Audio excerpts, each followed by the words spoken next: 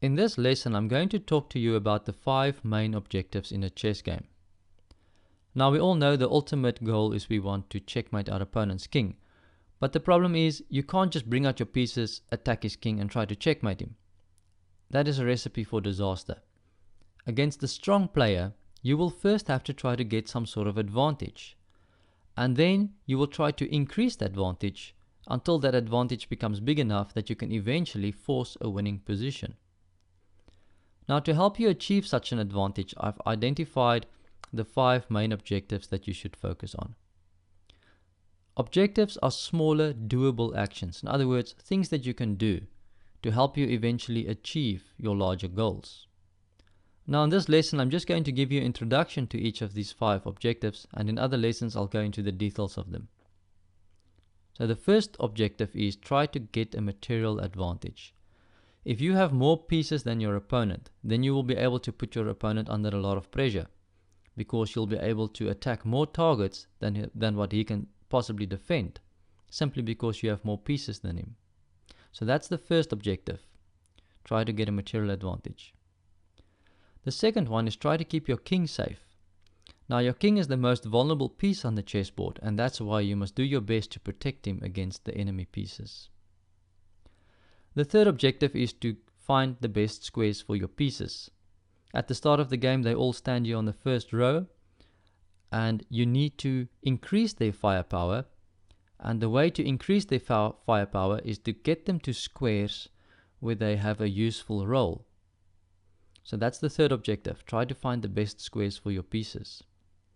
The fourth objective is to control the center.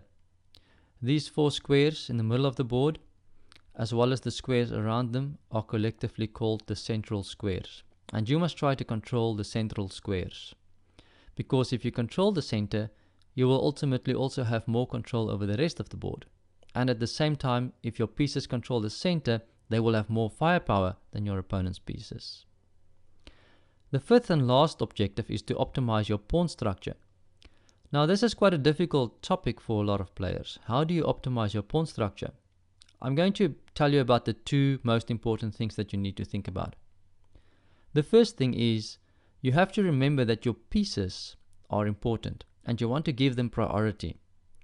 So you want to move your pawns in such a way that your pieces still have freedom. Your pieces must still be able to move around, and the pawns should try not to get too much in the way. That's the first thing about the pawn structure. The second thing about the pawn structure is you don't want to create holes in your position. What I mean is you don't want to let your opponent's pieces come into your territory too easily. You see, your pawns are excellent defenders. They prevent enemy pieces from just coming in because they cover all these squares. Now, if you move your pawns in the wrong way, then you will be creating holes in your position where the opponent can come in. So that's the 2 things you need to think about. You have to move your pawns in such a way that your pieces can move around still, but you also need to be careful that you don't create holes in your position where you allow your opponent to enter into your territory. Okay, now I think all chess players know what I mean when I say sometimes you get to a position and you just don't know what to do next. Maybe your position looks okay, doesn't look bad at all, but you just don't know what must I do next.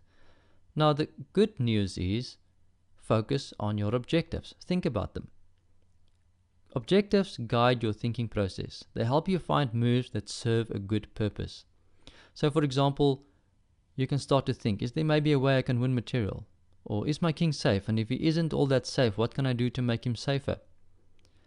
Do all my pieces have optimal squares? If they don't, which piece can I improve? Do I control the center? If I don't, how can I increase my control of the center? Or how can I chase one of my opponent's pieces away from the center? And lastly, what can I do to optimize my pawn structure? Maybe I can move a pawn to allow one of my bishops to move more freely. You see how the objectives guide your thinking process and they help you to know what to think about. A former world champion, Emanuel Lasker, once said, "Chess is, above all, a fight."